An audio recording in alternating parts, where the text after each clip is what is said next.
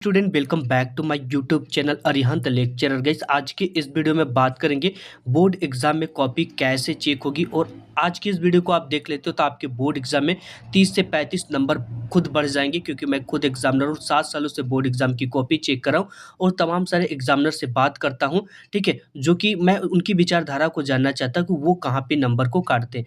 मैं बता दूँ आपको कि आपके अगर 100 नंबर के क्वेश्चन पेपर है तो आप 100 में 100 नंबर करके आओगे, लेकिन जब रिजल्ट आता है तो आपके 70 से 75 नंबर ही मिल पाते हैं। ऐसे में आपके 20 से 25 नंबर कहाँ पे कट जाते हैं, क्यों काट लिए जाते हैं, ये चीज़ें भी हम जानेंगे। अगर आज की इस वीडियो को आप देख लेते हो तो 110% ये मेरी गारंटी कि आपके एक भी नंबर नहीं कटेंगे।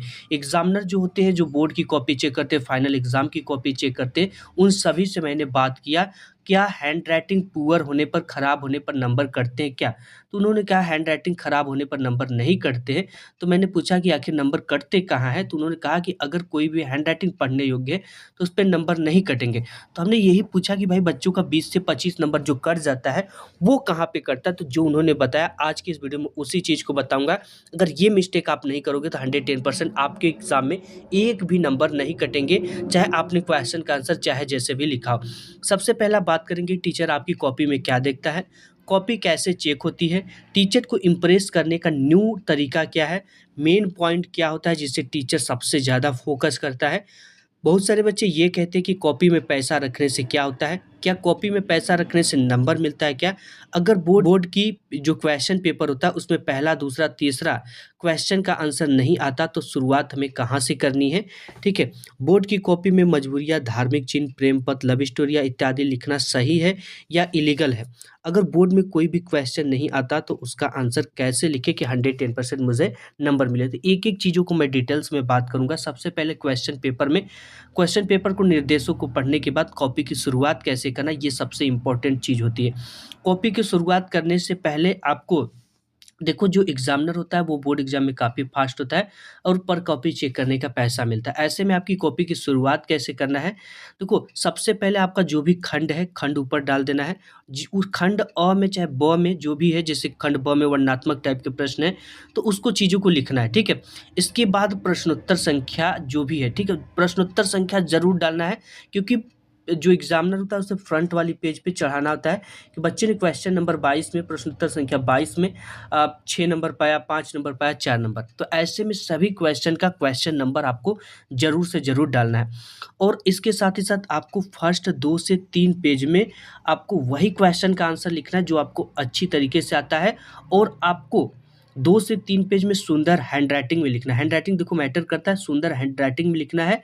और अगर आपकी हैंडराइटिंग पुअर है तो आपको क्या करना है, जो शब्द से शब्द होते हैं उनकी बीच की दूरी जो होती है, पेन की मोटाई इतनी रखनी है। और आप जिस भी एंगल पे लिखते हो उस एंगल पे पूरी कॉपी लिखी होनी चाहिए।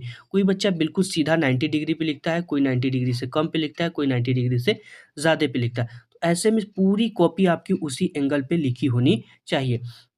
और आपको फर्स्ट 2 से 3 पेज में बिल्कुल भी कट-पिट नहीं करना है, ठीक है? अगर आपका कुछ चीज़ें गलत भी हो जाती है तो उसे आप एक बार काटें, बार-बार ना काटें। और इसके साथ ही साथ आप बोर्ड एग्ज़ाम में ब्लू एंड ब्लैक पेन के अलावा किसी भी तरह का जेल और रंगीन पेन का यूज़ नहीं करना है। कॉपी चेक करते समय एग्ज़ामिनर इन्हीं सी चीज़ों को देखता है। अगर वो 2 से 3 पेज में अगर टीचर खुश हो गया और क्वेश्चन का आंसर पढ़ लिया और देख लिया कि बच्चे ने जितना भी चीज़ें लिखा है वो सही लिखा है, तो आपको क्या करेगा उसी हिसाब से पूरे जो आपका पेज रहेगा उस पे पूरे कॉपी में आपको एवरेज नंबर देता चला जाएगा। क्योंकि टीचर ये भाप लिया रहेगा आपको कि आप एक पढ़ने में अच्छे बच्चे हो और आगे जितने भी क्वेश्चन का आंसर लिखोगे वो सही लिखोगे, ठीक है। तो ये टीचर को इम्प्रेस करने का सबसे फर्स्ट तरीका होता है। एंड इसके साथ ही साथ हम बात करेंगे कि बोर्ड एग्जाम में टीचर को इम्प्रेस करने का ये तरीका हो गया। मेन पॉइंट क्या क्या चीज़ें होती है, जैसे आप किसी भी जीवन परिचय को लिखते हो या कोई भी निबंध लिखते हो या आप किसी भी कुछ चीज़ों को लिखते हो, तो उसमें क्या होता है कुछ मेन पॉइंट होते हैं। जैसे कि जीवन परिचय लिख रहे हो तो उनके डेट ऑफ बर्थ यानी उनके जन्म तिथि ये सब चीज़ें सही होना चाहिए और ब्लैक पेन से लिखा होना चाहिए हाईलाइट करके। हाईलाइट चीज़ें जो होती है वो टीचर का ध्यान आकर्षित करती है, केंद्रित करती है। ऐसे में टीचर आपकी पूरी चीज़ों को न पढ़कर केवल उन्हीं चीज़ों को पढ़कर आपको नंबर दे देता है। इस चीज़ का ध्यान देना, मेन पॉइंट यही चीज़ें होती है। और जैसे आप निबंध लिख रहे हो तो निबंध में क्या होता है, जैसे आप पर्यावरण प्रदूषण पे निबंध लिख रहे हो तो उसका जो अर्थ है, उसकी परिभाषा उसे ब्लैक पेन से लिखेंगे। उससे जो मतलब कि जो इम्पोर्टेंट चीज़ें हैं उसे ब्लैक पेन से हाइलाइट करते हुए लिखेंगे। बहुत सारे बच्चे कहते हैं कि सर कॉपी में पैसा रखने से क्या होता है? देखो कॉपी में पैसा रखना बिल्कुल इलीगल है। अगर आप पैसा रखते हो तो टीचर आप पे चाहे तो कार्रवाई कर दे।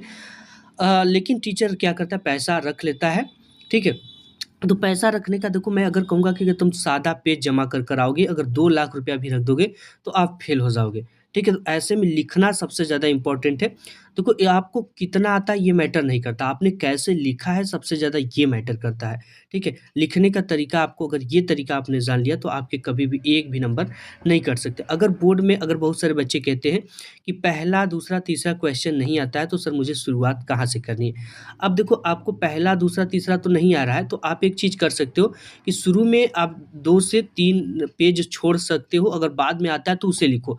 या तो अगर ये चीज़ें पहला, दूसरा, तीसरा नहीं आता, तो अगर आपको चौथा आता है, 5वाँ आता है, तो उसको लिखो और उसका क्वेश्चन नंबर डालकर लिखो कि क्वेश्चन नंबर 5 का आंसर, क्वेश्चन नंबर 6 का आंसर, क्वेश्चन नंबर शायद 7 का आंसर, ऐसे। ठीक है? ताकि टीचर को प्रॉब्लम ना हो, ये समझे कि 7वाँ है तो 7वें में जितने नंबर का है, फ्रंट वाली पेज पर वो चढ़ा देगा। ठीक है? तो इन सब चीज़ों का ध्यान देना। देखो बोर्ड एग्ज़ाम में जो एग्ज़ामिनर सबसे ज़्यादा खुश होता है और टाइम उसका बचता है, आपने क्वेश्चन को सीरियल से किया है। तो आप अपने एग्ज़ाम में क्वेश्चन को सीरियल से करने की पूरी कोशिश करना। और बोर्ड की कॉपी में देखो आप जैसे बहुत सारे बच्चे मजबूरियाँ लिखते हैं, धार्मिक चिन्ह का प्रयोग करते हैं, प्रेम पत्र इत्यादि लिखना है, तो ये बोर्ड पूरी तरह से इलीगल करता है। ऐसे में मैं आपको बता दूँ कि एग्ज़ामिनर जो कॉपी चेक करते हैं, वो विशेष धर्म के भी हो सकते हैं। शायद उनकी विचारधारा अलग है कि ये फला कास्ट का बच्चा है तो इसके नंबर ना दें ऐसे-वैसे, लेकिन होता नहीं है ऐसे। हो सकता है किसी में हो ऐसी विचारधारा, इसलिए ये चीज़ें इलीगल भी है, बोर्ड इसे अलाउ नहीं करता। बोर्ड एग्ज़ाम में कोई भी क्वेश्चन नहीं आता तो उसका आंसर हमें कैसे लिखना है कि टीचर हमें 110% पूरे के पूरे नंबर दे। सबसे महत्वपूर्ण ये चीज़ें होता है, अगर आपके एग्ज़ाम में कोई भी क्वेश्चन नहीं आता, बिल्कुल भी नहीं आता, तो भी उसको आंसर लिखना है। कोई भी क्वेश्चन आपको छोड़कर नहीं आना।